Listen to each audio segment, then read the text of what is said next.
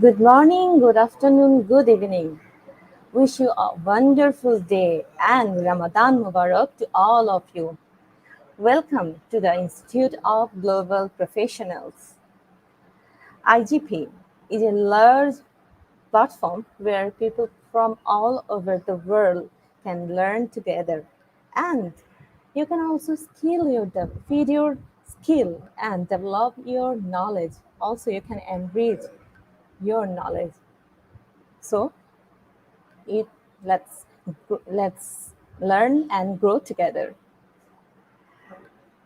My dear participants, today I'm your host, myself, Nasrin Nisha, and I'm from Bangladesh. And I'm proud to be associated with IGP. So, welcome once again.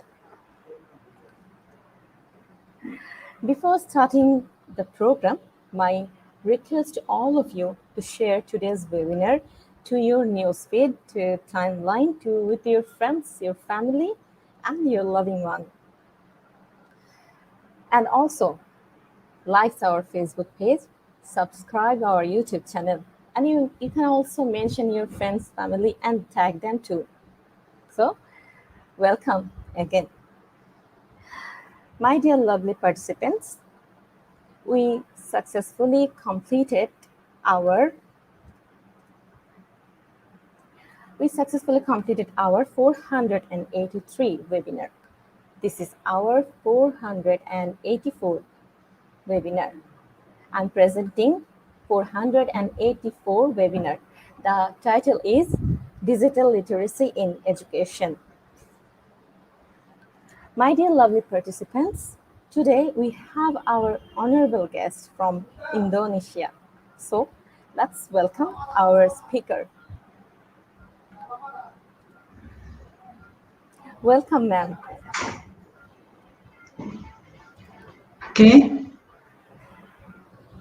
Good afternoon, everybody. Good afternoon, ma'am. Okay, nice to see you all. Yeah, so.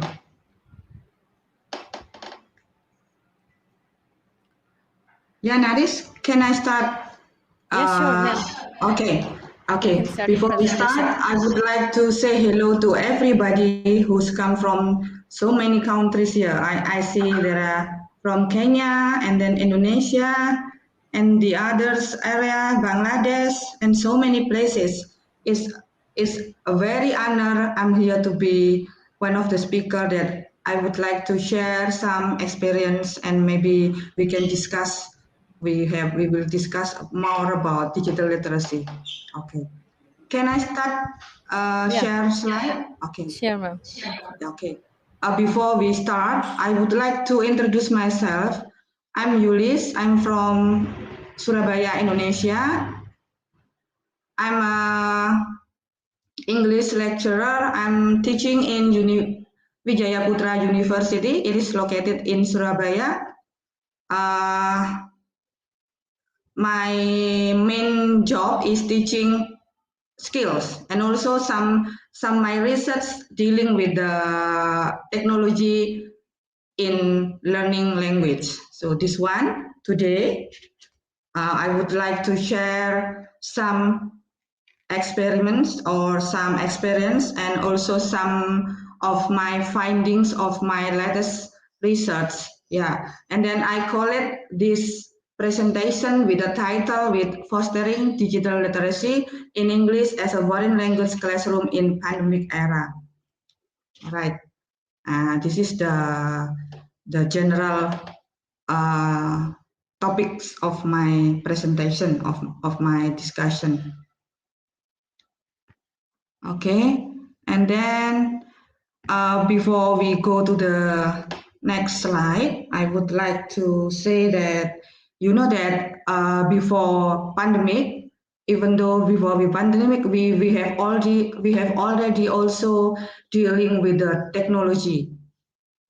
We see that since there is a smartphone, the technology is very fast in the using. Yeah, and then before we continue, let's see that what is digital literacy then. As we know that digital literacy actually is the notion, is the idea that of the ability uh, of people. But in my discussion, I would like to focus on the student and the teachers because my topic is in education field. Yeah. So this area of discussion limited only for the teachers, especially for the English teachers and for the students. Yeah, we are not talking more about that. According to CREST, that digital literacy is ability to explore technology and information. As we know that we have so many technologies in our learning process. One of them is, maybe we call it computers, laptops, and we have in the past day we have also the VCD player. But nowadays, but internet has variety of website and also many things you can find in internet, and we can use as the main source in our class as a teachers. So in this context, that digital literacy is ability to is something that you want to interest, attitude, is a personal ability to use digital technology, communication tools to access, to manage, and to integrate, and also to analyze, and we have also to evaluate the technology that we are going to use.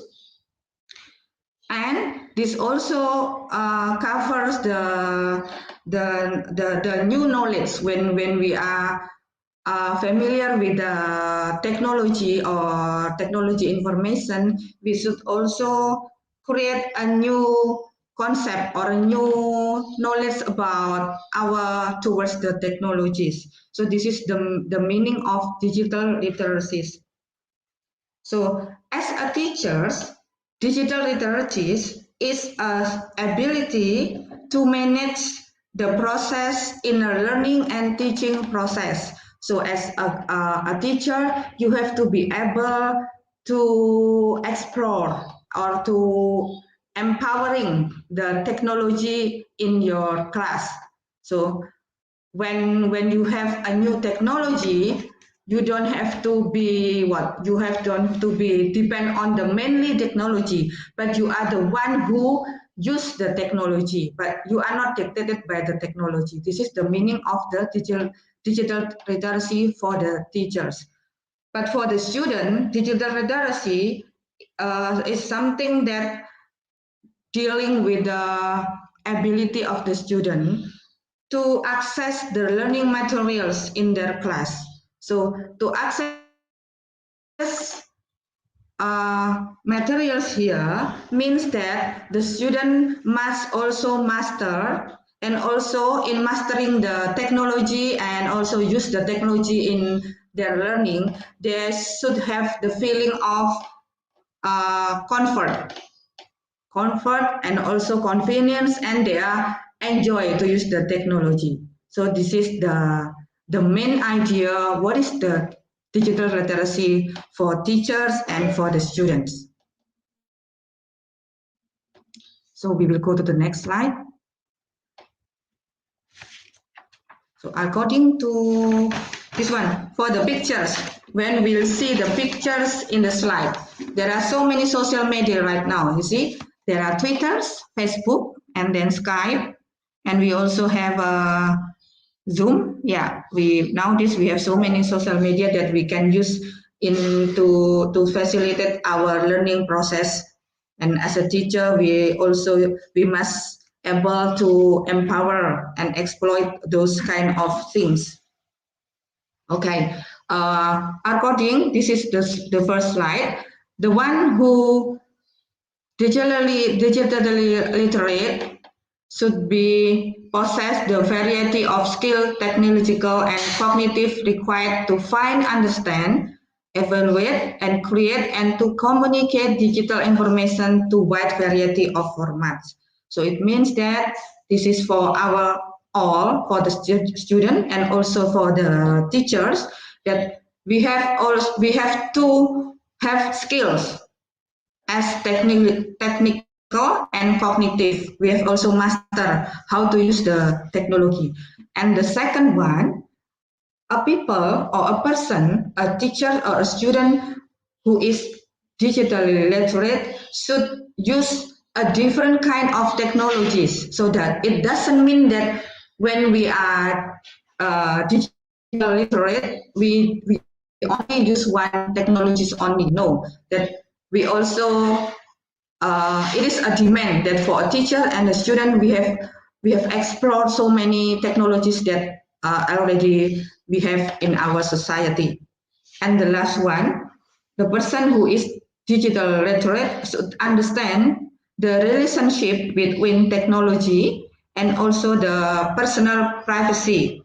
It means that even though we are empowering the technology or technology in our class, it doesn't mean that we don't have any kind of privacy. For example, when we are enjoying or we are joining a seminar and we have something that we have to close the camera for some reason, I think it is okay to use that kind of permission or something else. So it means that we still have we should understand the relationship between technology and the personal privacy. In my country, in Indonesia, there is a privilege. I mean, the most popular social media using in the class is Zoom, Google Meeting, or some social media popular is we can also use Telegrams and Facebook. So we see when I see in the recent research, many teachers in Indonesia, I believe that it is not only happen in Indonesia but also happen in some other countries. They explore the social media with the fun. For example, Facebook. It can get so many participants who really enjoy using those kind of social media as the learning media. Okay, and then we go to the next one, to the next slide. According to Persau define there are two main of 8 components in digital literacy. The first one is skill sets, and the second one is mindset. Okay, can I say hello to everybody, because we see one from the Philippines and also from the Bangkok. Wow, I'm really happy to see you all in this occasion. Nice to see you all. Okay, now we will continue. So Persau divide two main of skills in digital literacy: the skill set and the mindset. The skill set covers cultural, cognitive, constructive, and also communicative, while mindset it covers confidence, creative, critical, and civic. Yeah, and we will see for the details for the next slide. Yeah, Persau is a now he is already as associate professor in one of the university. His dissertation discuss about digital literacy. Maybe if you want to know more about digital literacy more, I think you should also search the dissertation of the Persau, talking about the 8 components of digital literacy. Yeah. So the first things for the for the skills for the skill sets. It's talking about the cultural understanding. So cultural understanding here, it may include about the area, the place where the technology is used, and also it can covers about the cost, and also can covers about the social value, a belief, habit, and also norms. And it also about the new view of the notion of the concept of digital literacy. So, for example, in my place, in Indonesia, that about the cost. For some platform, it is believed that it doesn't cost much, but for the certain platform, people think that it will cost much platform of internet. So we will choose the platform that costs cheaper than the other one. It is a fact. When I'm teaching in my class, a student requests a certain platform. Ma'am, why don't you use this one? So why do you choose? I asked someday, and they said that it doesn't take many data, ma'am, but this one takes so many data. And I realized that, oh, I see. So I think I agree that in cultural understanding, we should also consider the cost of the technology that we will use.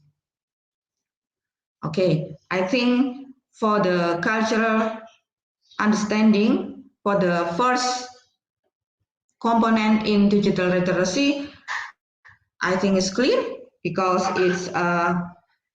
it's talking about the culture, the cost, the social value, the norms, the habits, and then became a new view, a new side of the technology itself. Okay, now we go to the next slide. Is the second component. The second component is cognitive.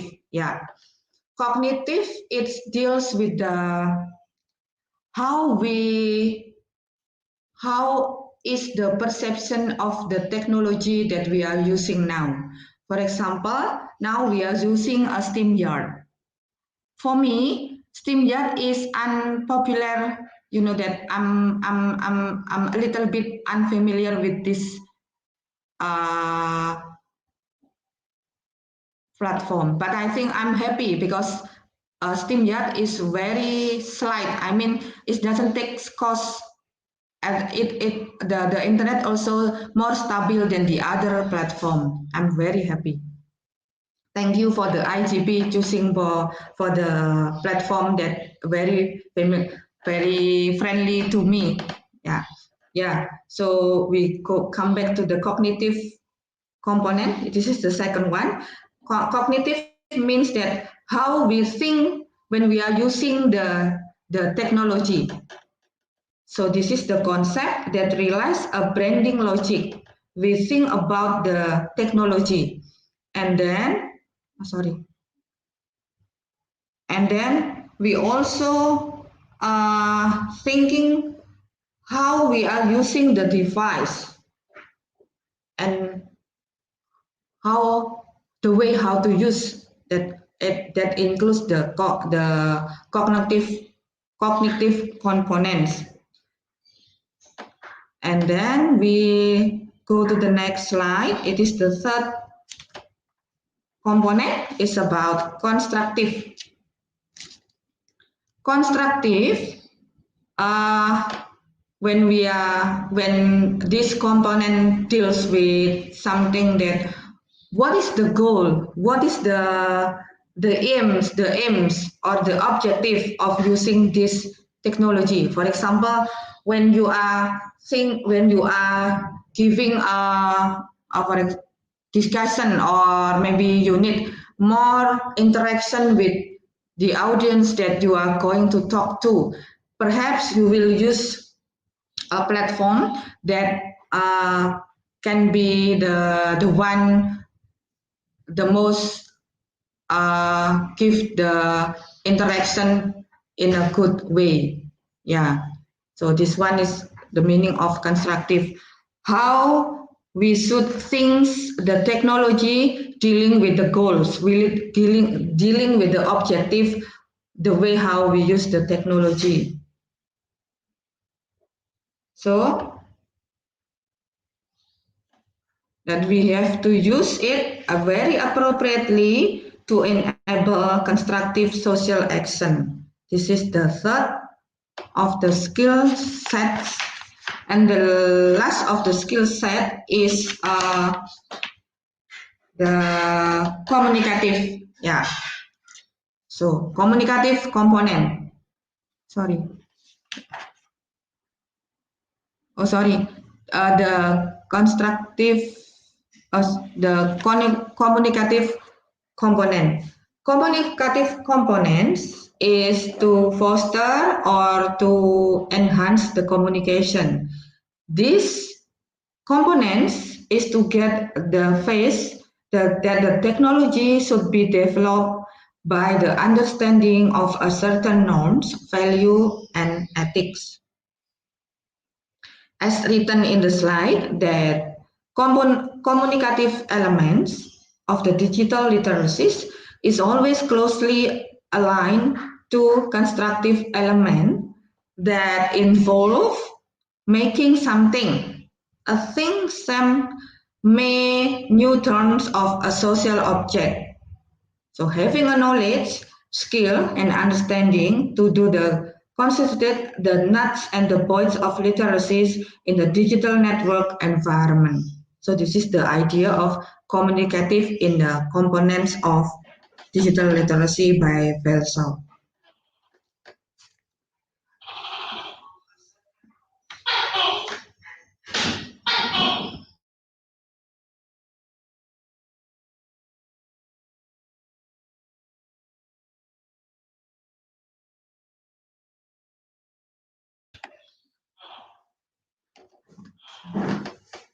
Okay, now we go to the second, the big area of 8 components in literacy is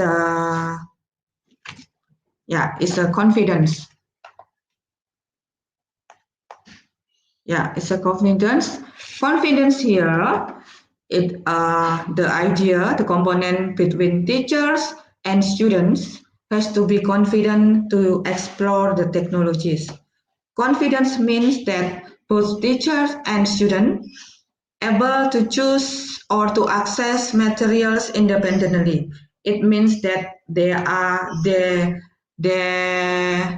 access or they can get the materials by their own. And thus, the student also must be able to manage the learning process by themselves. So they can do it confidently and independently. This is the idea of the component in digital literacy by the Belshaw in 2014. Yeah, and then we go to the next one. The next components of digital literacy. Yeah, the next one is about creative. Yeah, in using the technology, we must use it creatively. We don't have to, I mean, when we have our own style, we don't have to copy the other style, because students and teachers, they have own their characteristics. You may use your own creativity, or you may adapt to your culture, or you may you may also create your own activation. Even though you are using the same technology, you may have a different activities, a different quizzes, or a different something fun for your students. This is the meaning of creativity. So creativity is the everyday act. Yeah. Okay, so and then we go to the next one. The next component is about critical. Yeah, critical here that put the need to look at the technologies. As a teacher, you have to see what is the need when you are using the technology. What are you going to explore in a certain technology? So you have to mix and match between the technology, the feature of the technology, and also the need of your learning process, the condition of your students, and the society, the environment. You have also put into the consideration why you choose this kind of technology. It is appropriate for your students, or you just only put your need as a teacher. I mean, you have to be wise, right, when you are choosing the specific technology in your class. So critical here means that it is about analyzing the power structures and the assumption behind the literacy practice. It becoming more advanced in critical element of digital literacies involve thinking about your own literacy practice. Yeah. So as a teacher, you should also consider about your participants, especially your students, and also maybe you can also thinking about their parents. Okay. This is the last components of BELSAO. The last components of digital literacy is civic.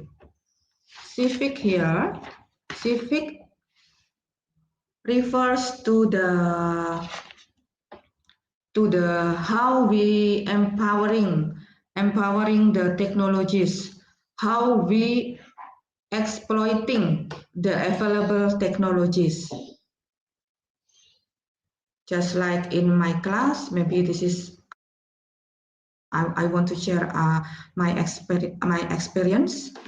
My class preference is using for the some only one or two platform, because they said that it's cheaper, and it's also they have their application in their mobile and etc. So I think it being a teacher, being a wise teacher, I think we should think those kind of consideration. So civic means that this is not only for us but also for the students.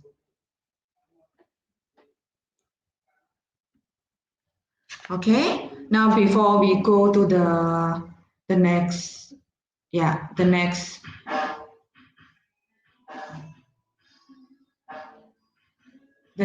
topic is about English language technology. So when we are talking about the digital literacy in education, especially in my topic is fostering digital literacy in English as foreign language classroom in pandemic era. Also, we should talk about the English language technology. You see that from the pictures, from the slide here, we see that many tools for the language learning. Yeah, in the last decades, we use television and also the telephones, not the smartphone. Yeah, this is the what? This is the telephone that we use in the very last decade, and also we have also radio and tape recorder, also DVD player, cassette, and computer. But nowadays we see that we have already shifting from those kind of tools. Now we are moving to internet.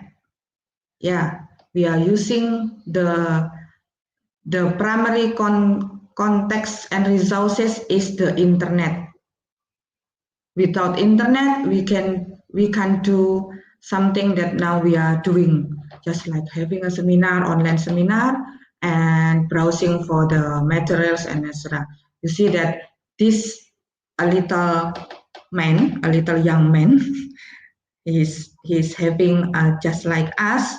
He is listening to the teachers using the monitors. So perhaps he is having an online class. So this is the shifting that we have understand that in the last decades we don't have internet access just like now. Okay, now this one we see that technology in school, in university, in education is no longer option. We cannot choose, we cannot leave technology in our class. We cannot say, oh no, I don't want to use technology in my teaching.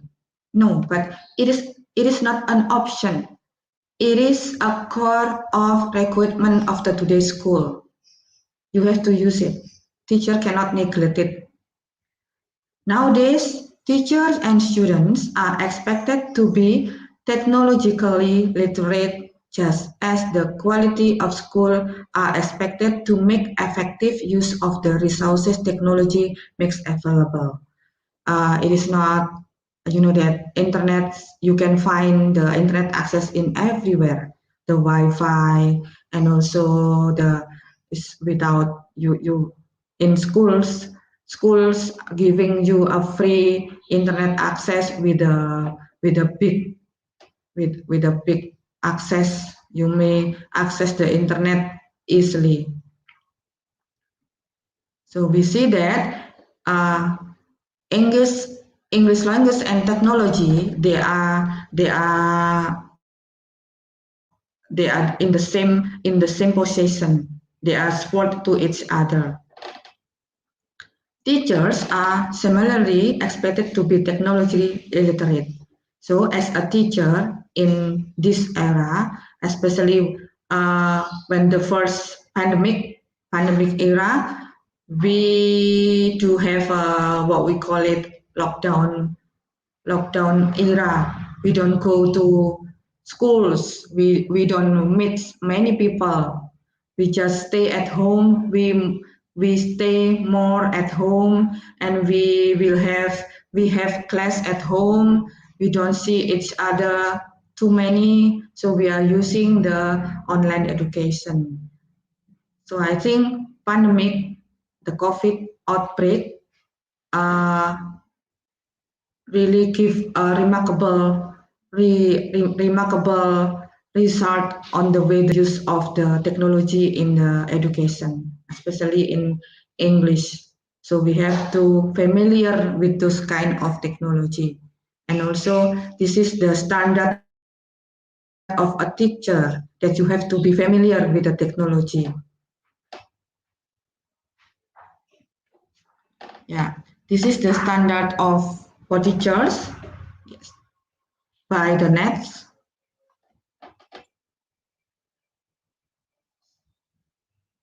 So according to technology standard for teachers, the first standard that teachers should demonstrate a sound understanding of technology operation and concept.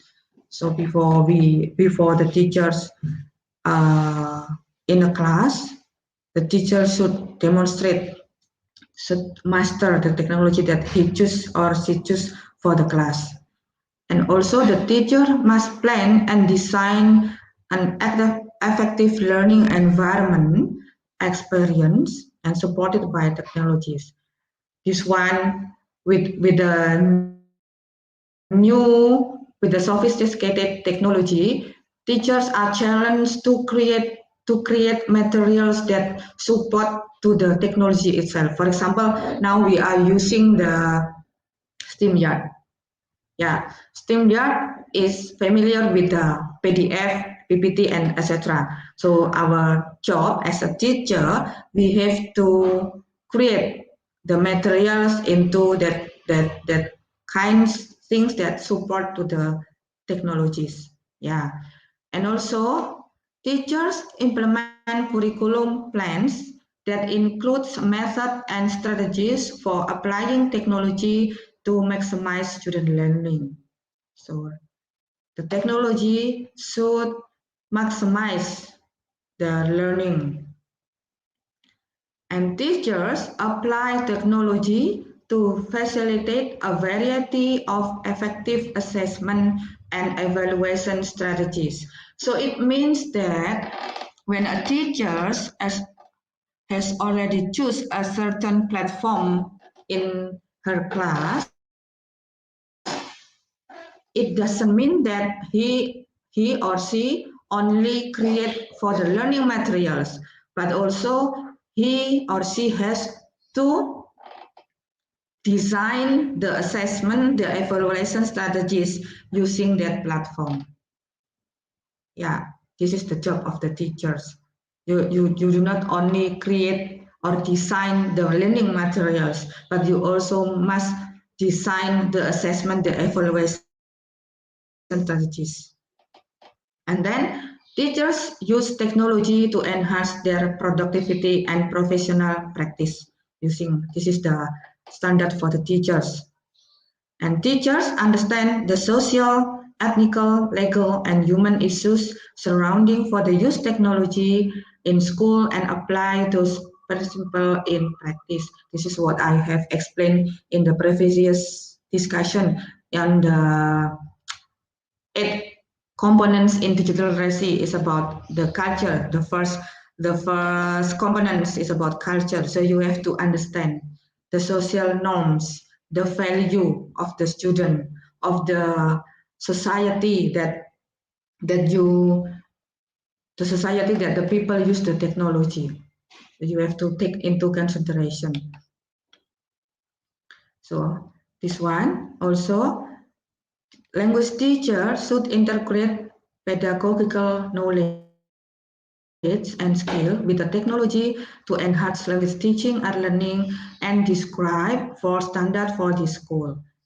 This one is the 4 standard, and you have to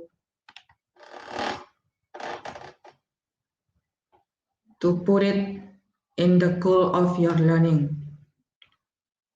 Yeah. Teachers identify and evaluate technology resources and environment for the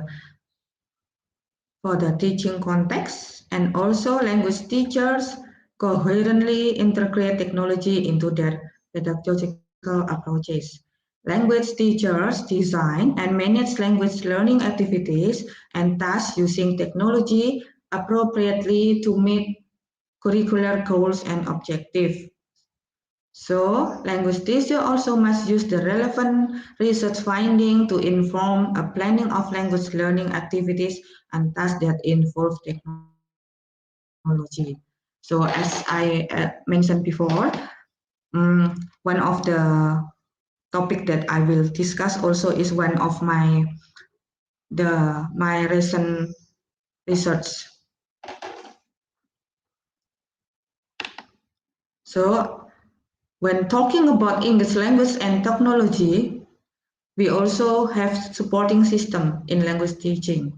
For example, the supporting system, it may include a physical level. Physical level here is can be a tools, can be the media that you use the technology. For example, the mobile phone, perhaps that your student have a tablet or the laptops or mobile phone and digital cameras. Yeah, you may use it. And also the supporting system here are management level. So you have to manage, includes learning management system that enable to administration, delivery, tracking, reporting, and etc. of language courses. Yeah, this is the supporting system that you have to prepare when you are giving when you are putting technology in language teaching. The application level, including word processing software, email, client chat clients, social networking sites, and blogs. This means that we have also things, for example, when your audience or your student do not have mobile phone, for example, or do not have the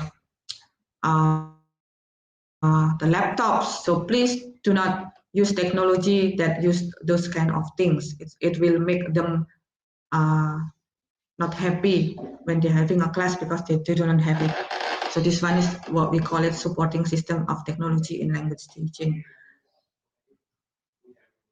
And also the resources level, which includes access to alternative materials such as online newspapers, magazine, language tutors, dedicated website for learners.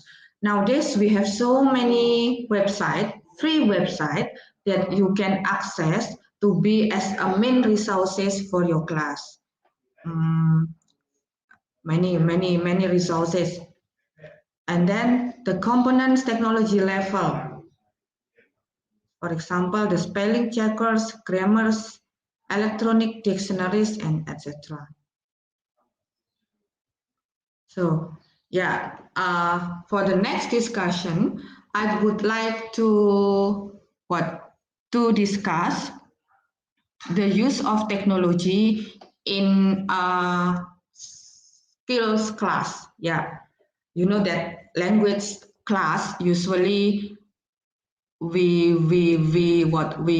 have even though we have integrated class, but one class should be focused on a certain skill. For example, for the first meeting, we focus on the speaking class.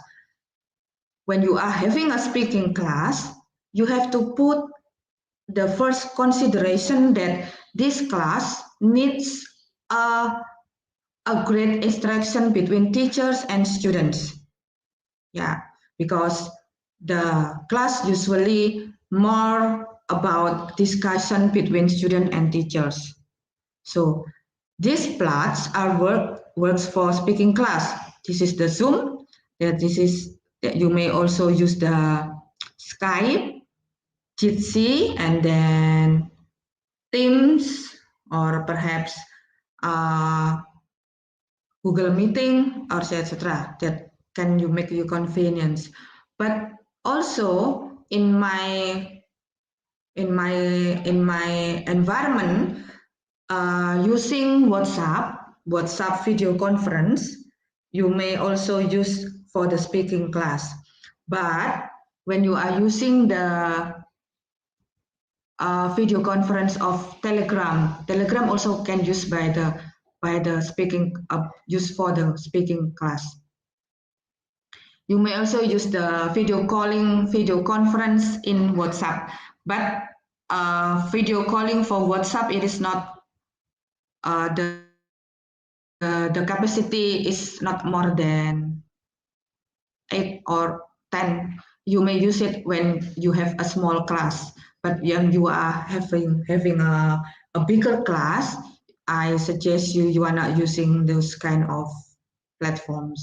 Maybe you may use the StreamYard, also the Teams, etc. that may allow a great interaction for students and teachers. Yeah. And also for the listening class, I've been teaching listening for perhaps for more than 10 years in university level. At the first my time teaching, I use tape recorder because it's a very long time ago. It's 2000. Yeah, it's 2000. I still use the tape recording, and then DVD player, CD player, television, computers. Yeah, we still do not have the internet access, so we still use the old tools.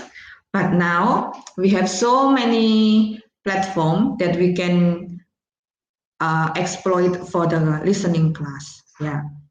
So in listening class, there are some websites that offer a variety of graded listening or viewing text with the 8 such subtitles, glossaries, caption, transcribe, and comprehension quizzes. You may find this in YouTube live stream, Facebook live stream, and also in podcasts and TEDx. TEDx is very good for listening, and SteamYard also you can use it for the listening class. Yeah, so we can have a very good material, authentic materials from the credible speaker with the credible native speaker when you access in the internet. Yeah, and then this one that I'm using for and in 2014 I made a research using TEDx Clubs. I use this website TEDx Clubs to find what is the effect when I'm using the TEDx in my class. And the title of the research is The Effect of Extensive Listening with TEDx Video to Promote Student Proficiency in Listening. This is my research in 2011, and it was founded by the Ministry of Education of Indonesia. So why I choose TEDx and listening? I think we as a teacher, even though we have also internet access, we still use the conventional strategy to share the audio in our listening class. So that's why I try to use the material, the audio in TEDx video. So I empowering the TEDx video in my listening class. And surprisingly, this is the introduction of the research of my research. The research examined the effect of the use extensive listening on the listening skills of English department student in my university, and I use the extensive listening as the strategy to develop student proficiency in listening for the second semester of English department student.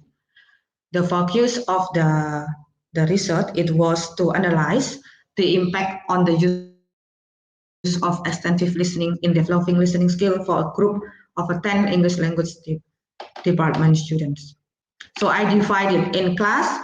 Those group do not use the TEDx, and some other groups I use the TEDx video. So I use also the pre-test and the post-test. The pre-test, it means a test that before they are using the TEDx video, and the post-test after they use the video in their class. Throughout the project, 10 students will participate in the main activities, namely pre-test and post-test, extensive listening activities, and group discussion. So they will also have a group discussion in their class. The data it gained through the pre-test and post-test. The group discussion, a questionnaire, and observation sheet, and the analysis is in a simple test and descriptive analysis. And this is the finding. The finding, it shows that extensive listening not only works well to enhance student listening proficiency, but also to increase learning motivation to keep being active in listening class. You know that the result of the post-test, it shows that their score is higher than the pre-test. sorry, I don't give the result of the test.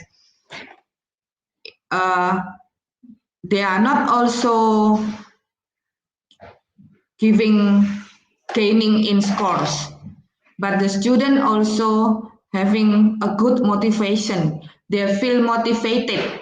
They feel that they can access the materials independently, even though that the learning hours is over, they can access the materials at home at any time they want to access the materials.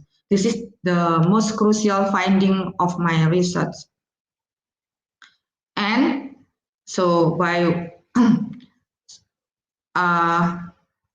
and then I see also that in Indonesia, smartphone is something that it's a need for students. Most students, young learners, I mean young learners here is between 12 until 15 years old. They are already equipped with the smartphone. The parents already give them a smartphone to facilitate their learning. So this is a lifestyle, and I want to make a use of the phenomena of smartphone and Android addiction in student in daily routine has been the part of their life. So that's why I try to research. And then this is that I have already mentioned that it is found out that the average mean score of the pre-test and post-test are 16 and this one. This one, the score that have been increased, and the increase is very significant. So it can be said that it reveals that the use of extensive listening and TED video to enhance listening comprehension proved to be efficient and powerful as indicated by the post-test score. Yeah, this is this one.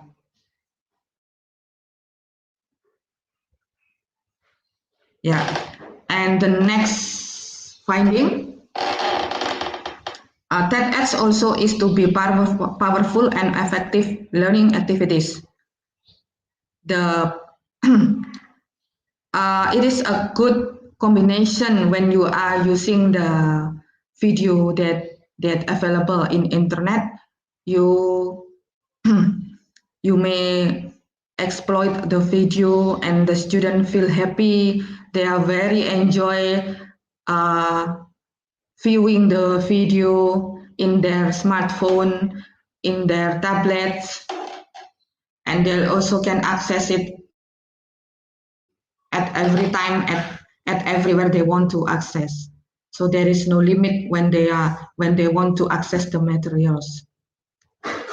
This is the data when I was in 2017. I saw that the data showed that WhatsApp users are 18 teenagers use WhatsApp. From this data, and then I try to develop the way how to learning listening using by WhatsApp in 2017. Before the pandemic, I tried to make research, and this also funded by the Education Ministry of Indonesia. It was funded 2 years that I conduct this research. So let's listen through WhatsApp. Actually, I also developed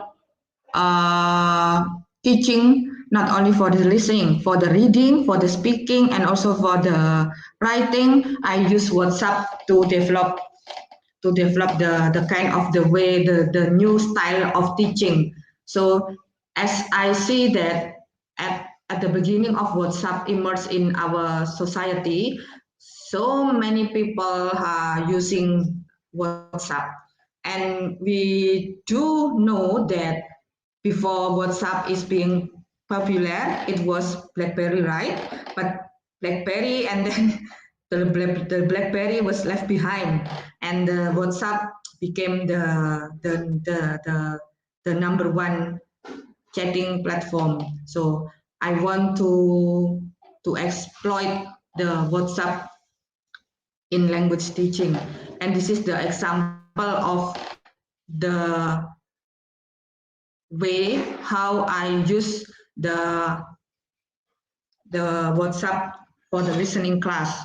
The first one, I make a group, WhatsApp group, and then I give them audio, and also I give them an exercise. That is, they can play the audio at home or at everywhere they want to. This is the example of the exercise in, and the class is, we call it Fun in English, because we feel that fun is important in learning. So when the student happy, they will get more materials. This one that I have already explained that. So it's the same with the TED video. WhatsApp also can be a powerful technology that drive the student to be more engaged of the exercise given. The students feel that they're more motivated to listen in WhatsApp group. They're more enthusiastic taking the student role, leading to successful learning. And this is the way how, this is also the reading how we use technology in our reading class. Yeah, you may use what I said before. You may nowadays we find many websites that available in internet that you may use for the authentic reading materials. Yeah, this is one of the example. Yeah. In practice in reading skill, opportunities to practice a range of skills such as skimming, scanning, inferring, and summarizing, with some software hide learning part of text with accompanying explanation. Yeah, you may find this exercise in the website. You don't have to make by your own. You just give the students instruction and lead them how to use the instruction. And this is the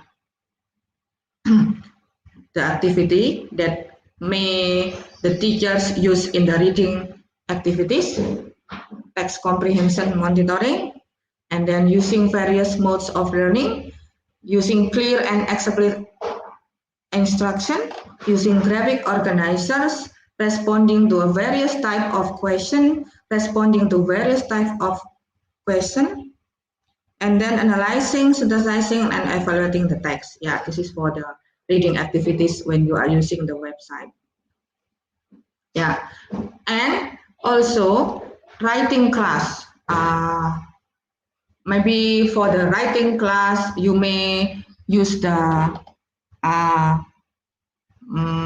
website or the blog that you may ask the student to write at their own blogs, and they may share the link and they will give comments, suggestion, or maybe they will share their feeling after reading their friends' notes or something else. Yeah. So according example, the use of technology in teaching of a skill writing class, students can share their composition through desktop publishing or through sharing via blog or web publishing. Yeah, this is the way that we are. And then we ask a student to choose one week, and teachers were encouraged to create a blog where students will upload comments on their chosen news article, comments, or their peer posts. Yeah, this is what I mean before. Yeah. And maybe this is the last point that I want to say about digital literacy, that you know that in pandemic era has already changed our aspect of life, yeah, because that maybe, for example, the capacity of room, yeah. So when you have a big class, but unfortunately your class is not enough for your student, you may use the hybrid learning in English language class in pandemic era.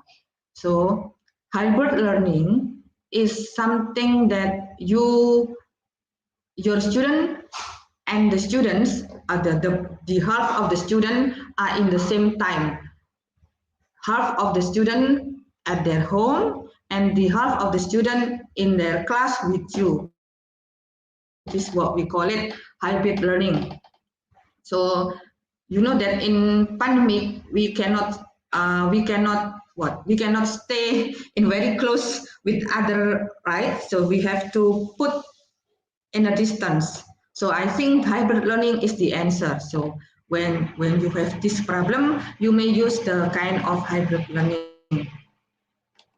Yeah, this one, the current new normal era.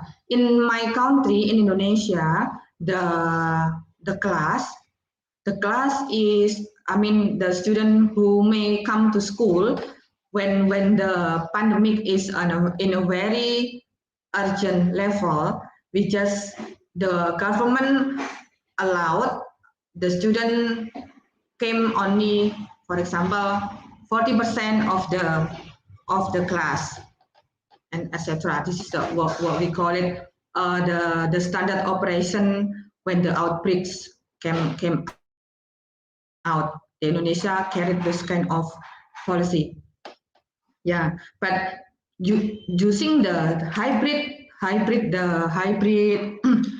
class, you may teach your student online and offline at the same time. But hybrid class needs sophisticated tools. It is because also we use also the computers and the internet in a very complicated level.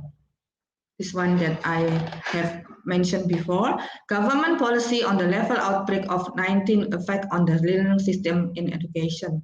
But I don't know whether in your country what is the policy. And then Indonesia, this is in my country, Indonesia government reopens, but they do not give the same policy. The policy is changed based on the level of the outbreak and with so many protocols. Now, this one, this one is the requirement. Yeah, the education institution area is the green zone because in Indonesia we have a zone that we have to follow the rules of the zone. For example, for the green zone, the student may see for the 80% or something like that. And also we have this kind of things, yeah, the mask, the thermogun, and able to access health facilities and etc. And this is the example of hybrid teaching. So hybrid teaching is where a teacher is teaching face-to-face in a classroom and online at the same time. This is what we call it hybrid. But hybrid is not, you need more complicated and sophisticated tools in your class. This is according to Harvard 2013, hybrid learning is combination of conventional direct meeting and integration of technology in a learning form. So this is the implementation must be directly proportional to the strategies used by the lecturers and the students. Hybrid learning emphasizes the need of traditional learning process, yeah, because they need to interact face to face. That's why we call it more emphasis the traditional learning process and the importance of redesigning a learning model by integrating with the technology. Yeah, this is the 5 elements. If you want to conduct a hybrid learning, you have to consider the 5 elements: learning environment, class community, lesson design, engagement, interactivity, assessment, and feedback. Yeah, learning environment here means that you have to have a good microphone, webcam, and to optimize the interaction, teach students how to use the caption in application, create your class notebook, and etc. So you have to thinking about this kind of condition of your students. And then class community, and you have to think about this one also, to create an introductory video, revise icebreaker activities for the hybrid environment, and create a get social channel for students, encourage students who practice communicating in their virtual classroom, establish a cyber safety of and digital citizenship guideline, and etc. Yeah. I think it is when you are having a hybrid class, you also you must take care a very good way of the student in front of you and the one who are online. You cannot choose one group that you want to interact. You have to be fair. Yeah, you have also to encourage students who practice in a virtual classroom to open their camera, to have a good discussion, have to have a interaction with the other student. It is not only student to teachers, but student to students, students who are also learning online, and the students who are also in you with the teachers in class also have to have interaction between the student online and the student offline. So I think you have to thinking about this when you are designing a hybrid class. And also we have also to take into consideration, we have a good preparation on a lesson design. Yeah, lesson design, I think it is needs a little bit more time to design a materials that you think that it will be good, it will be better for the one who are online or the one who are seeing you in the class. So you have to think how you overcome those kind of things in your class, in hybrid class. Yeah, this one is the points. Utilize backward design to simplify contents and focus on the enduring understanding. Plan segmented translation, create a short ancestral lesson and upload the stream, self-taught lesson and assignment. Yeah, I think it's not easy to have a hybrid class. And we have also thinking about engagement and interactivity. So we have to also identify the core of experience in a person learning and interaction that need to be translated online. Yeah, this is the hard one. Yeah, you have to think about the one who are online and in-person learning. So I think it needs a little bit evolved. And then utilize strategies to ensure that all students are active participants, and establish method for evaluating student comprehension during the synchronous season, examine coursework and demands to ensure students have to appropriate work load, and pose authentic problem for students solve, encourage voice for choice and agency. For some reason, this has happened to me. Some students, when we are having an online class, they are this motivated to open the camera and to participate more in the class. So this is the teachers, for you as a teachers, to motivate them to be more active and to be confident, to be more confident in their online class. This is the feedback. The last one is feedback. So you have to create a formative assessment that allows students to practice concept, to design alternative summative assessment that allow for voice, choice, and agency, provide a meaningful and timely feedback with the audio feedback, notes in a form, quiz, feedback, cycle, and assignment.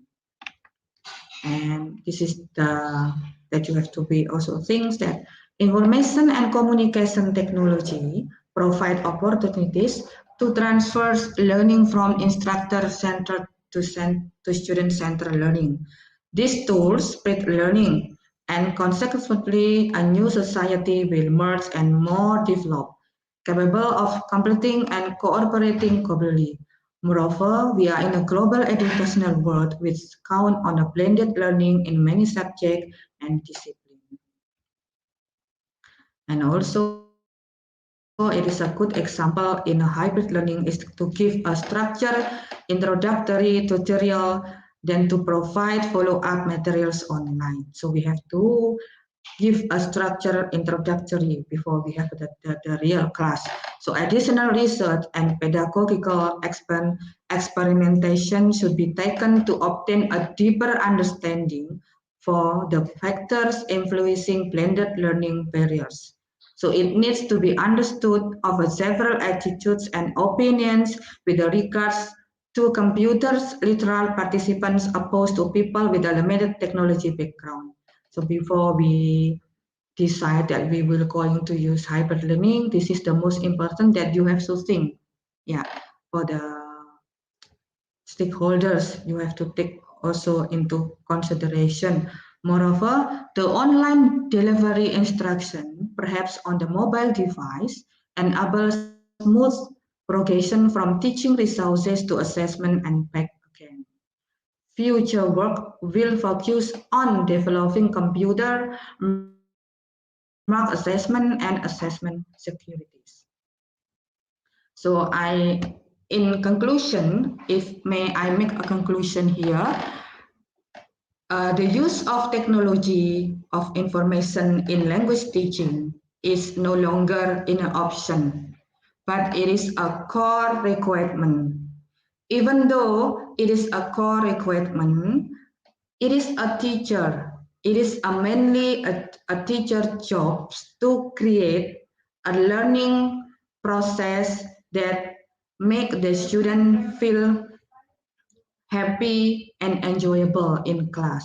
So technology, it is not the one who makes the student happy, but the teacher itself who create the learning process using the technology will say well the class is happy or not. So it is your job as a teacher. You may empower the technology because it is a core requirement, but don't forget you have also to think about your student is the most priority in your class. Yes, I think that's all. Thank you for listening and participating in my class, in my presentation. uh, I'm very welcome if you have something that you want to share or we want to discuss because we still have time to discuss. Yes. Narish, where is the moderator? Thank you so much, ma'am. This was a very informative presentation to all of our participants. And thank you once again Yeah, for having here. yeah. I'm very happy to see you. Ma'am, now we'll start our quiz competition. And after Okay, quiz competition, we'll again come back with you in our Q&A session. So till then, you have to wait. okay. Thank you.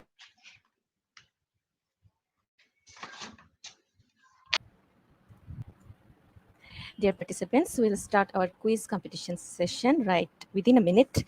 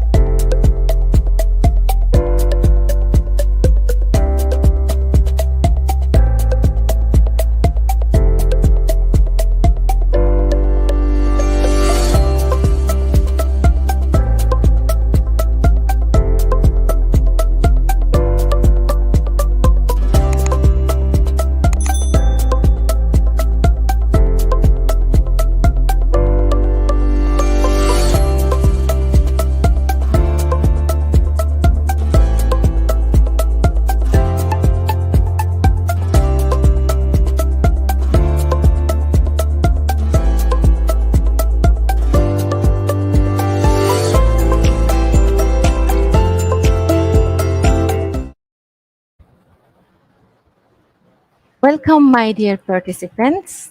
Once again, I come back with all of you in our quiz competition session.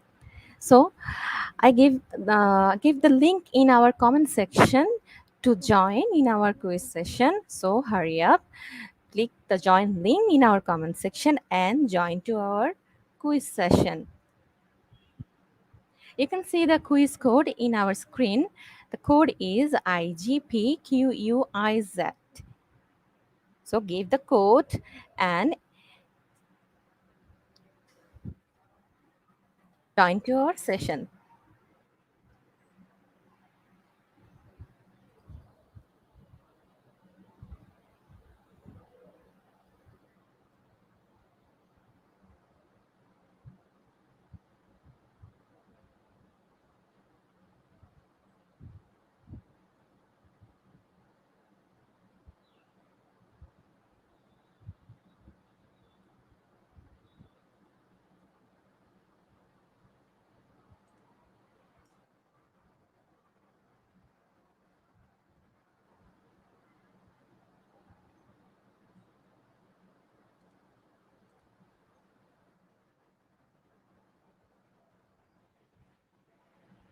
My dear lovely participants, go to comment section and join in the give join in our program. So you can see the link in comment section. Click the link and give the code. The code is IGPQUIZ. Without code, you can't enter. So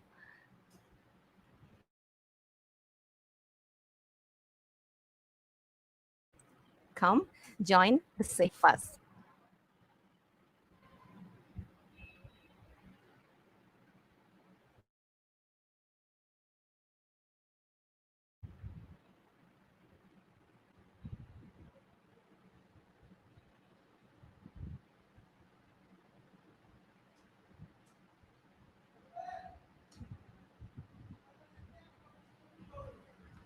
Great, we already have 48 participants.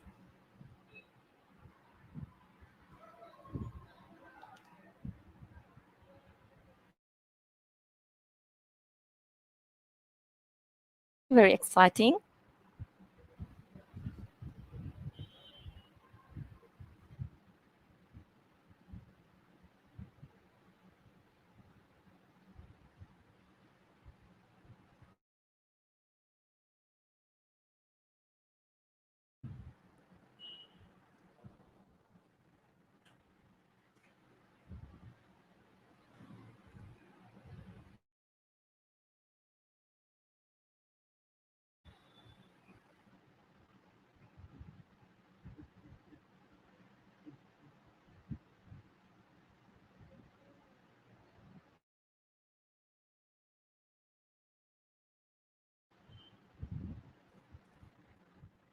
My dear participants, you can see the joining link in our comment box. So first, join us.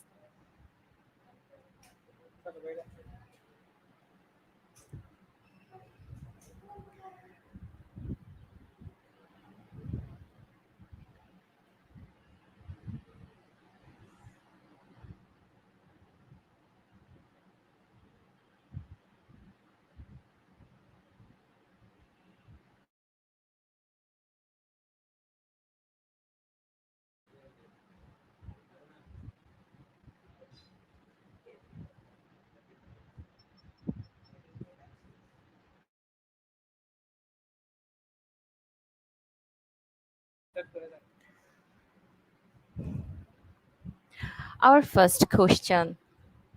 The Minister of Education, extremely important, was or were?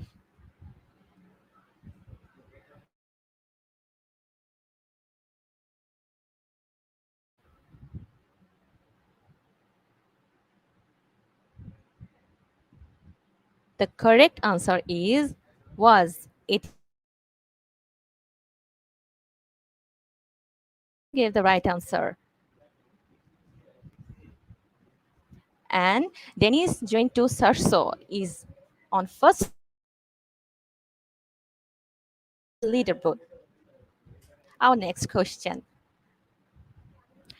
Education is modeled in the interest of blank. Industrialization.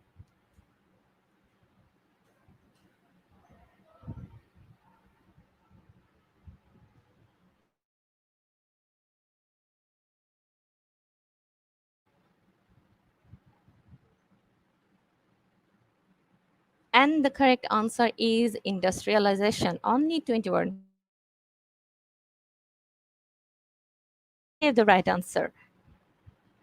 Once again, Denis is on first place on leaderboard. Next question.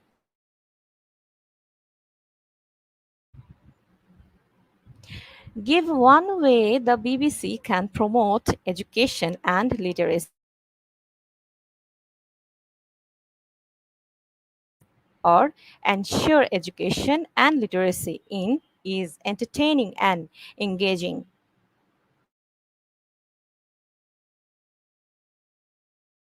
Ensure education and literacy is entertaining and engaging. 64% give the right answer. Denis is on first place on leaderboard.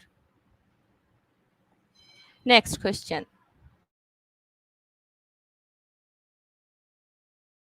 Phase 2 will run from 2020 to 2023 and targets learners in grade 4 to 6 or 1 to 2.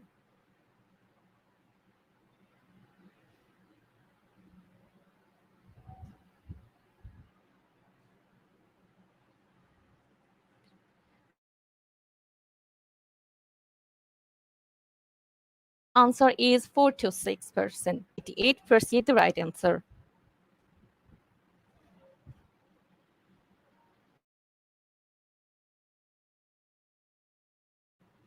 Once again, Denis is on first place on our leaderboard. Our next question. In the education, images, texts, and sounds are converted into blank binary codes, waves, and signals.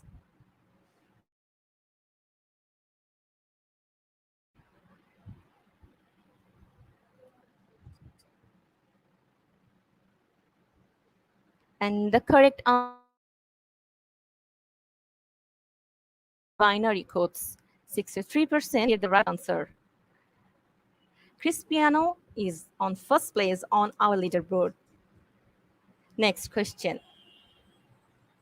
Do not do this in persuasive writing. Use the either or argument or provide examples.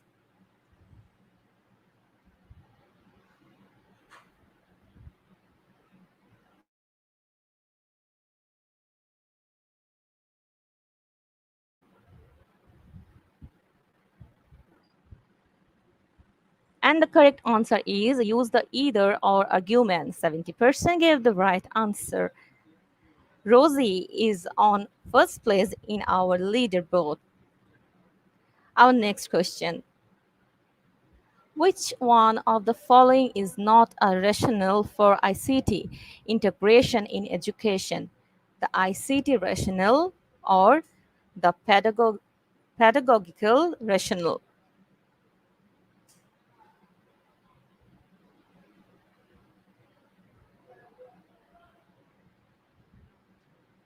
And the correct answer is ICT rationale. 38% gave the right answer.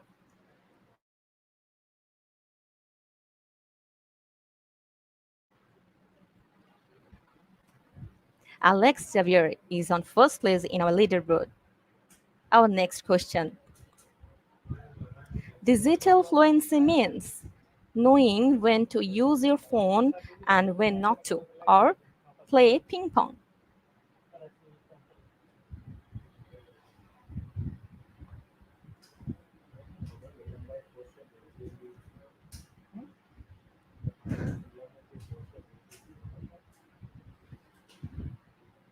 The correct answer is knowing when to use your phone and when not to. 100% gave the right answer.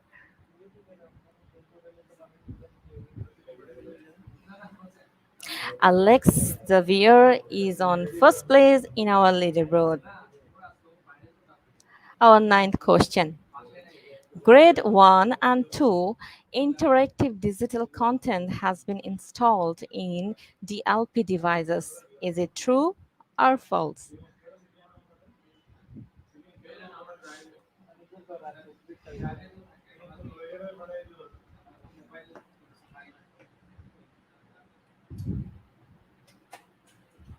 And the correct answer is true. 82% gave the right answer. Alex Xavier is on first place in our leaderboard. Our final question.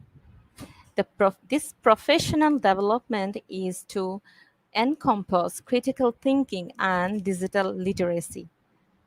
Is it true or false?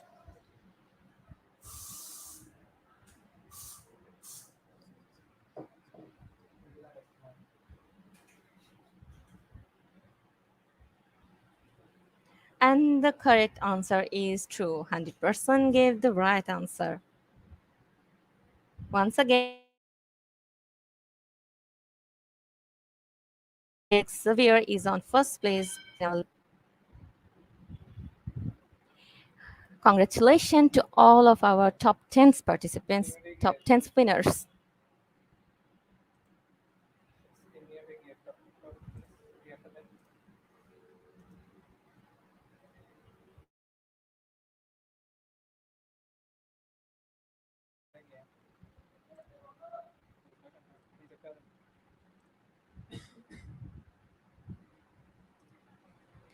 Alex Xavier is on first place. Second is Dennis.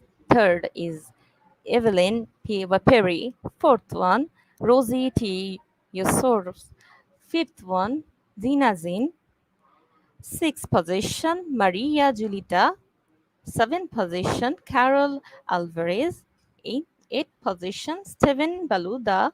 Ninth position, Zeph. And the 10th position, Crispiniano. Congratulations to top 10 participants, top 10 winners once again.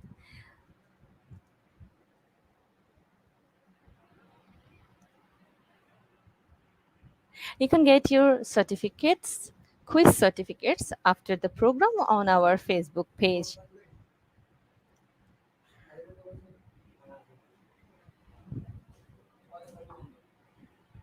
Now we will go to our Q&A session with our speaker. So please hurry up, join with us.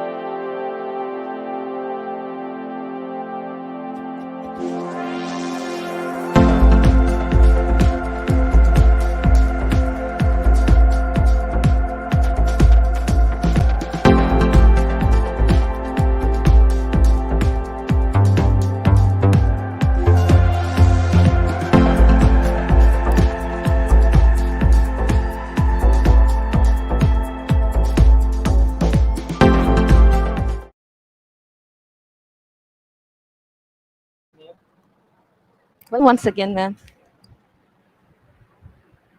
Nice to see you again.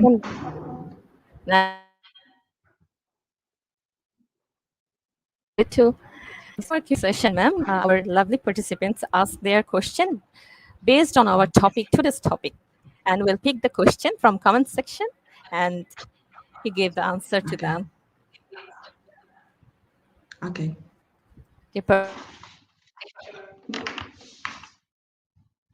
Okay, ask your question to our speaker, and of course please mention our speaker's name in comment section and ask the question on topic base.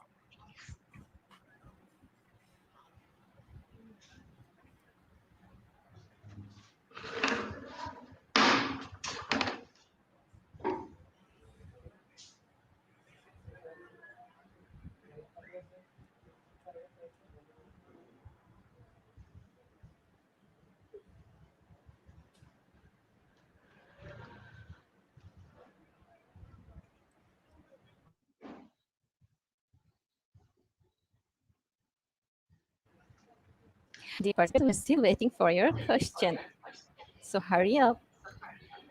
So I think they do understand all of materials.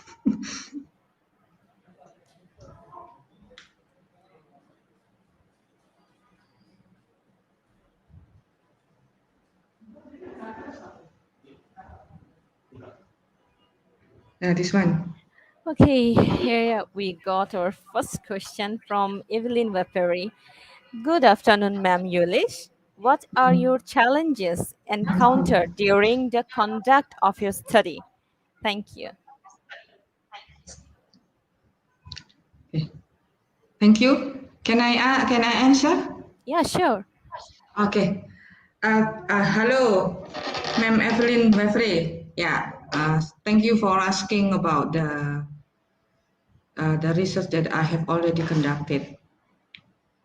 You know that my research was conducted in start from 2014 when the social media just appear in our society, and I see there is a phenomenon of the students, even though they are in a very early age, they have smartphone. uh, Sometimes when I give them, that the data, or I mean the participants or the students, yeah, the student, we measure the students. When I give them exercises to do in their smartphone, for some cases or for some students, maybe they what I mean I my challenge that lead the students to use the smartphone wisely. So sometimes they are not using their smartphone to empowering their study. but there seems that they are more enjoying their smartphone to play a games or to open films or movie or something that doesn't connect to the learning. So I think this is the big, that the big challenges that I have to do, that to make the student consistent with the learning activities in their smartphone. I think that is the answer of the question. Thank you for asking, Ma'am Thank you Evelyn. so Thank much, you so ma'am. much. Here we have our next question from Denny Denny. Serso. You have shared that you use WhatsApp as a supplementary tool for your learners. In this case, when there is an internet connection problem, what is an alternative solution you usually do? Yeah. Okay. It's a very good question. Yeah. Yeah. For the beginning of when I'm using the WhatsApp and the TED video in my class. Of course, this is a serious problem that I faced. Yeah. Uh, and one of the solution that I did is I give them the internet access. I give them the what the balance of the telephone so they can access internet. But it came out, even though that they have balance or they have data, they have already the data, and it seems that for some area, the student living in a suburban area or remote area, they do not have uh, uh, uh, the access is being disconnected or something else. Maybe they don't have a good area to cover. Yes.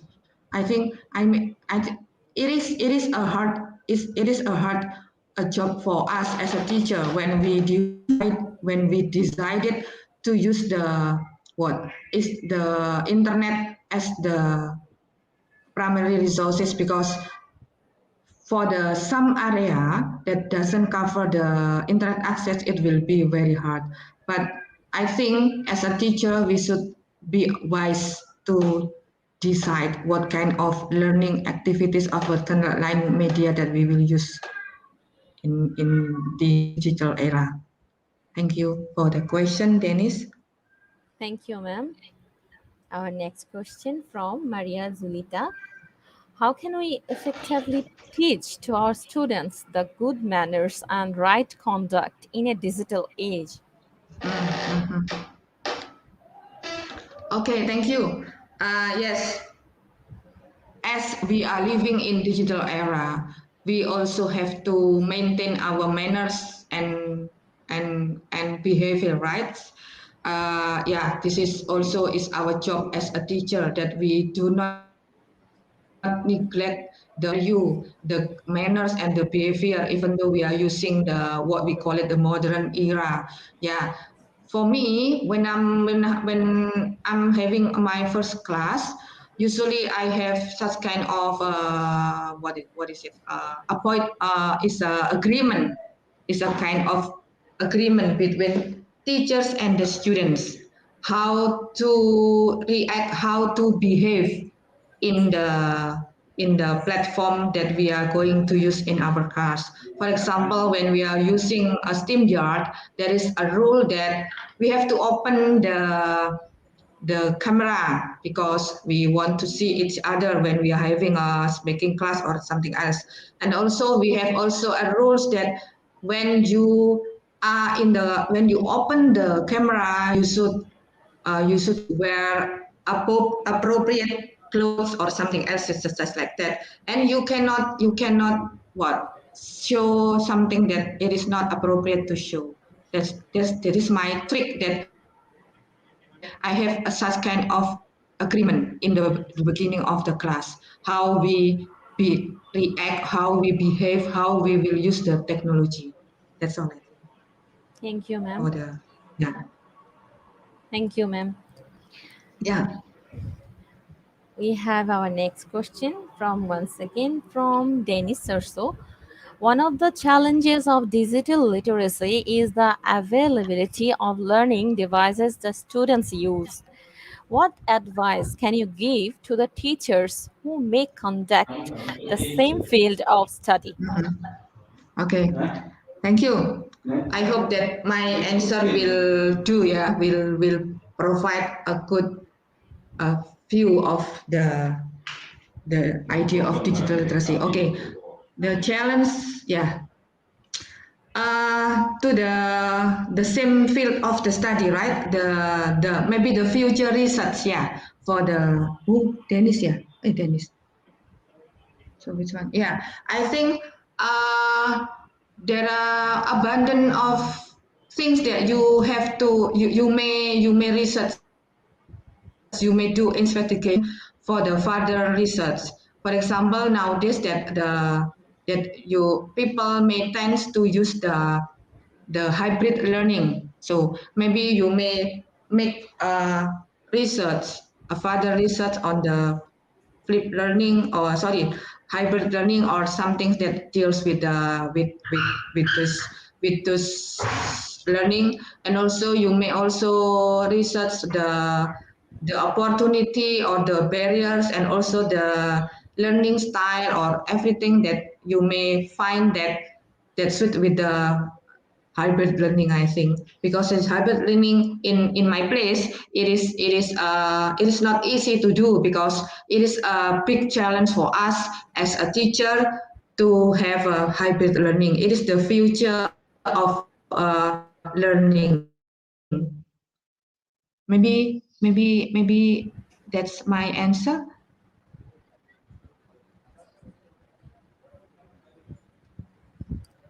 Thank you, ma'am. Okay, Our welcome. next question from Ardiana Show. Good afternoon, ma'am Yulish. What should we do to help students who have economic problems to buy digital tools or internet problems in their house? Thank you.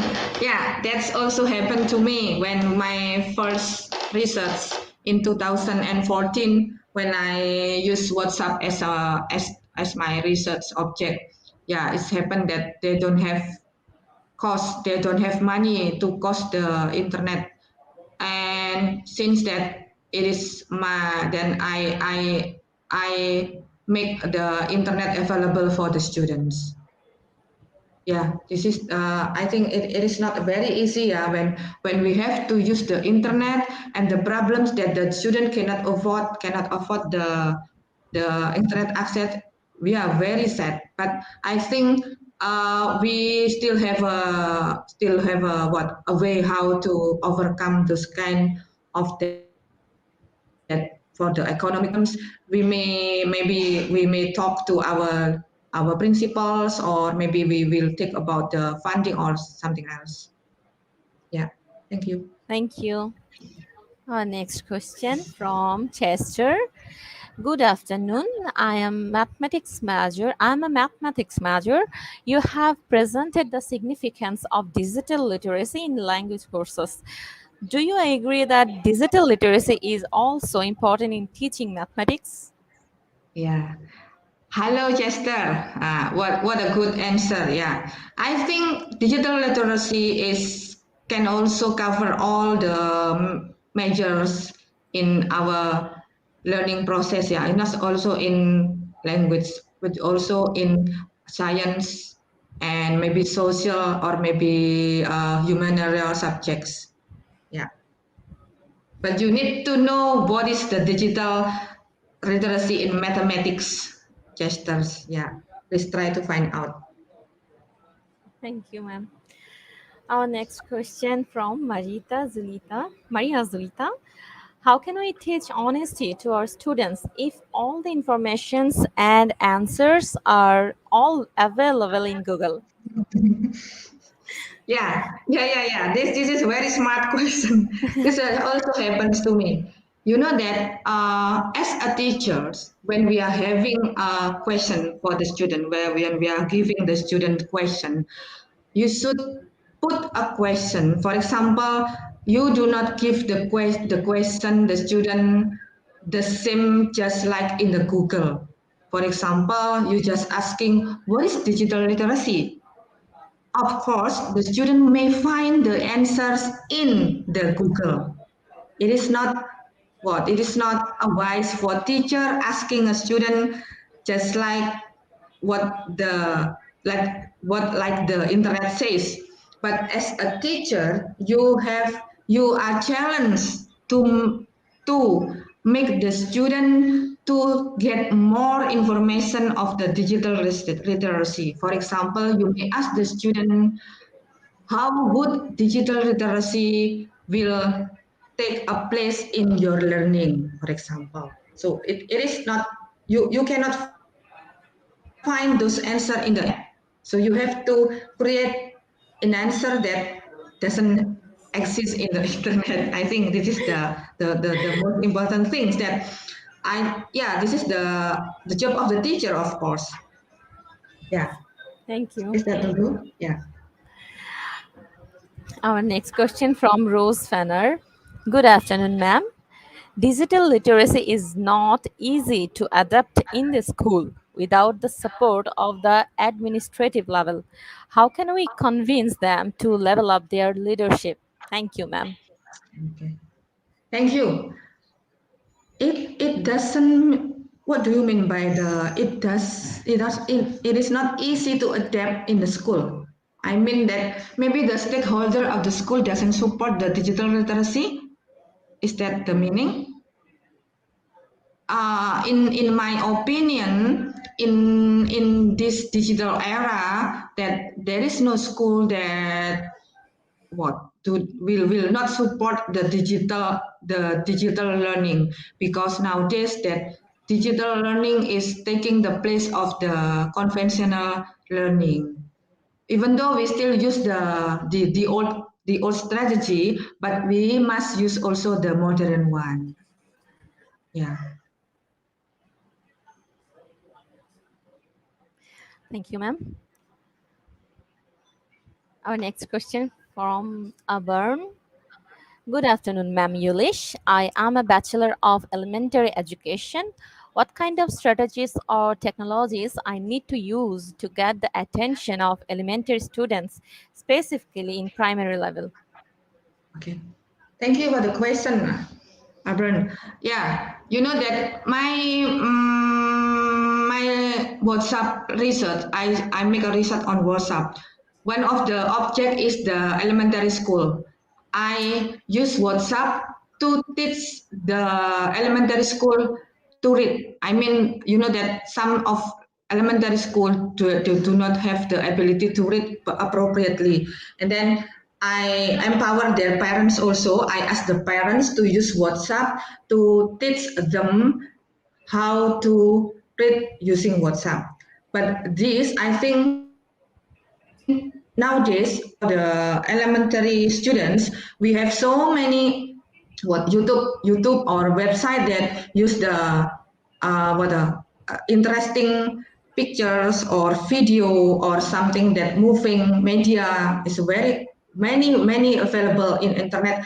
You may empower them how to attract them. I think the most appropriate for the elementary student is the video or the picture contents of cartoon or something that in the students world. I think it's so many website. Thank you, ma'am. Thank you so much. Yeah, nice to see you, all of you guys. And we are still waiting for our new question from our lovely Yeah, participants. you know. So I think even though that technology is something not easy, but it is can be afforded, because nowadays without technology we are left behind.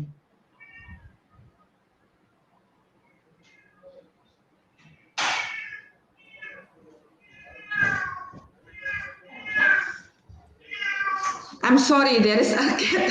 Oh, it's okay.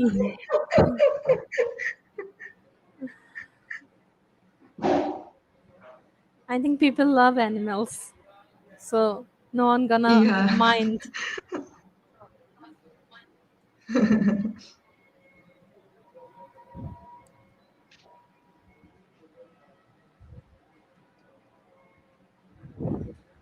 I always found this section very interesting.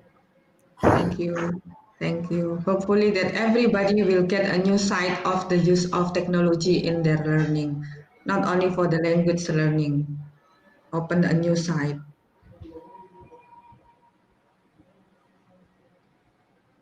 Yeah, this one is there is a Danica. He give an idea. I think we can give attention also then a sing, give a picture using the YouTube. I think it's a fun media. It's a fun a learning process. Thank I you can for the yeah. I can't see any new question, but I see a comment from Yeah, Maria Jelita. She said, "I yeah, love cats." yeah. Sorry, I have two cats here.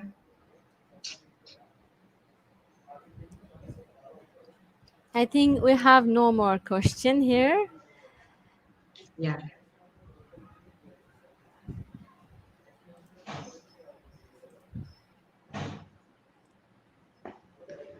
Can I say for the closing? So thank you, Ma'am Yulish, once again for having here and giving your precious time with us.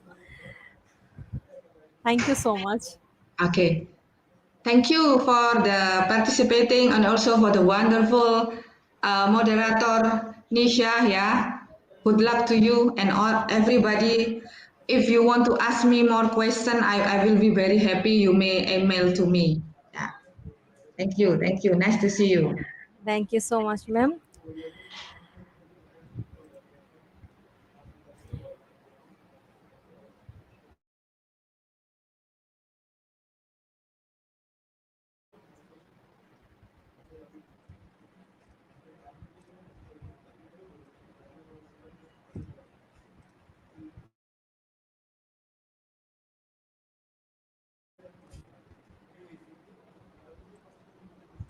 My dear, my dear lovely participants, today our program name is Digital Literacy in Education and the code is IGP2456. So without code, no one is eligible for certificates, and with code, you can claim your certificates anytime. And you have to get your certificates from our website. So go to our website address. Our website address is www.eduigp.com. You have to go to our website and download your certificates. And don't forget to share your happiness with us. Till then, stay happy, stay healthy.